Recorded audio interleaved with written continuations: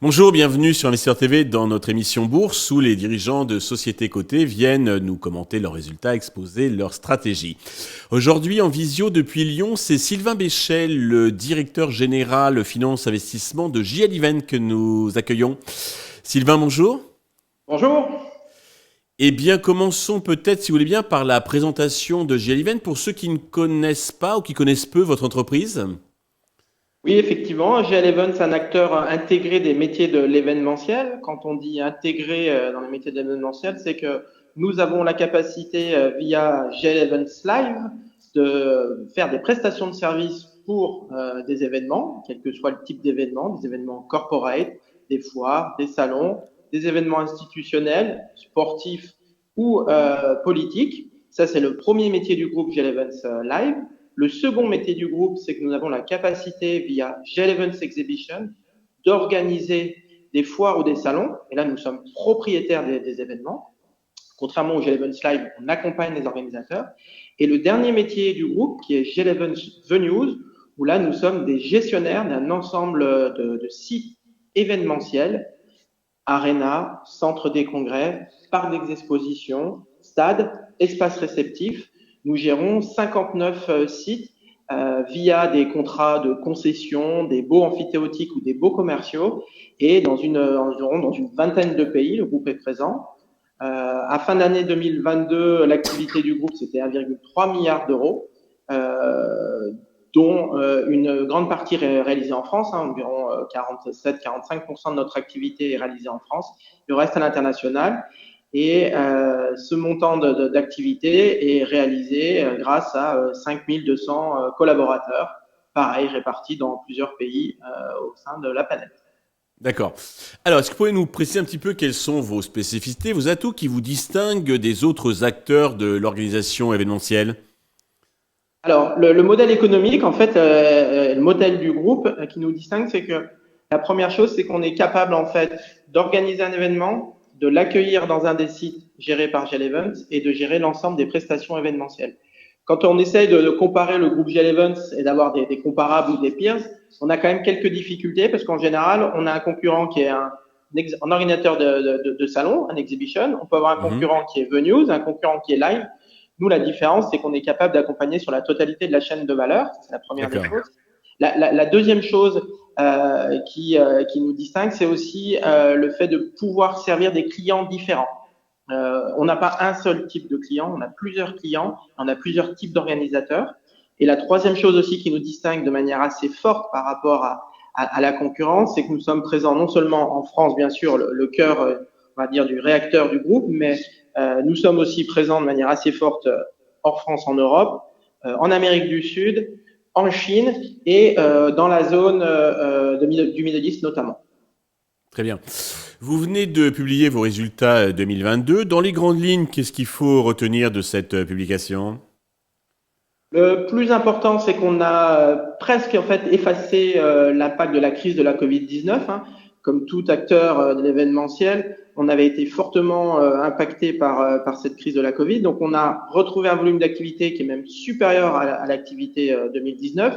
1,2 milliard fin 2019, 1,3 milliard cette année. C'est la première des choses. La deuxième des choses, c'est que nos résultats aussi se sont améliorés. Le résultat net part du groupe était à 55 millions d'euros avant cette crise et nous sommes à 57 millions d'euros maintenant.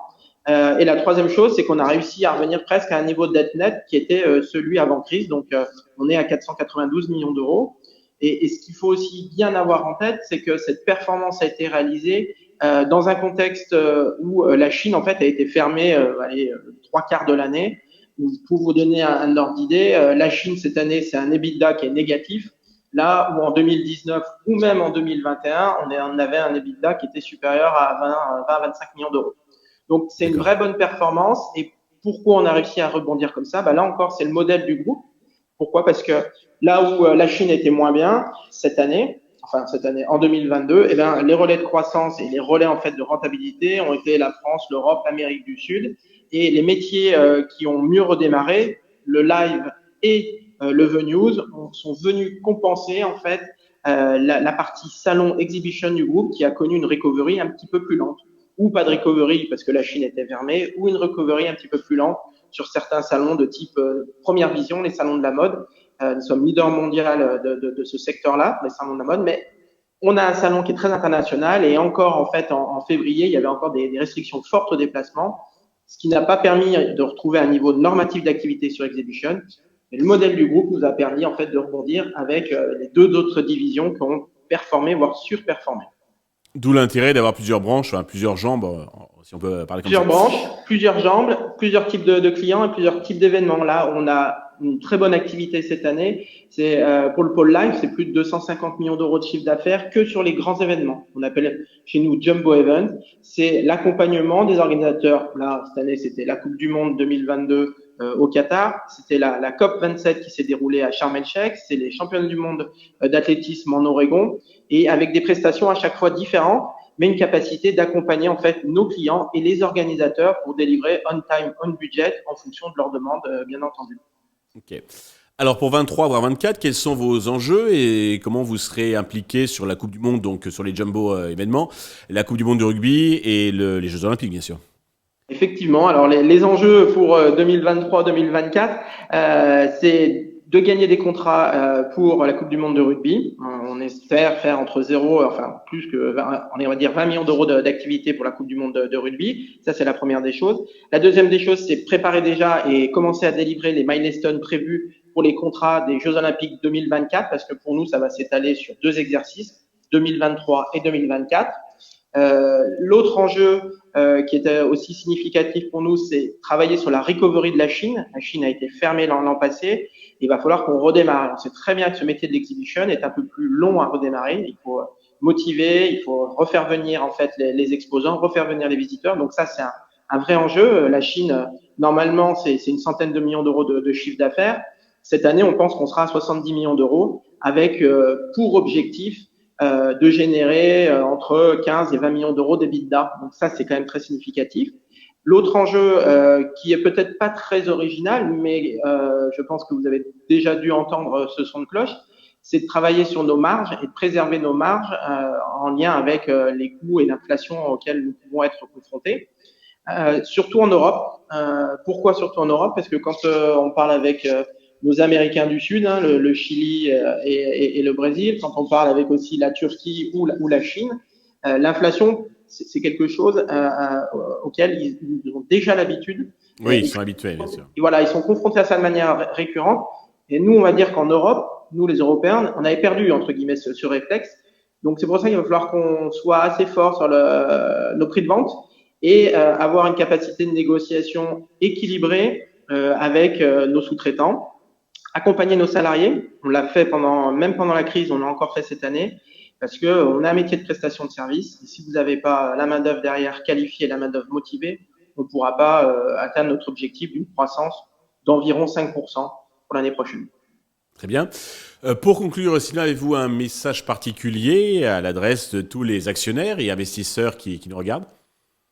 Oui, déjà la première chose, c'est remercier nos actionnaires investisseurs pour leur fidélité, parce qu'on a connu des moments quand même qui étaient un petit peu compliqués. Et on pourrait comprendre que certains eu saisi l'opportunité de sortir du titre GL Events. Donc ça, la première des choses, c'est ceux qui sont restés fidèles, on les remercie.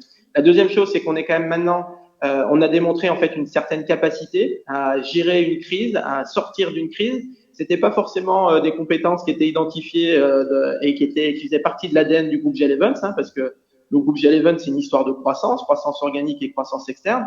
Donc, on a su gérer cette crise. Maintenant, on est vraiment dans le rebond, dans l'accompagnement de ce rebond. On sait qu'on aura un très bon premier semestre 2023, très bien orienté, parce qu'une biennalité de salon favorable, parce que la Chine qui se réouvre de manière assez positive. On y était encore la semaine dernière avec mon président. Donc voilà, le sujet, c'est on est plutôt dans un trend positif. On va travailler aussi pour minimiser l'impact de l'augmentation des taux, parce qu'on sait qu'on a une dette brute quand même significative. Elle est à 65% couverte.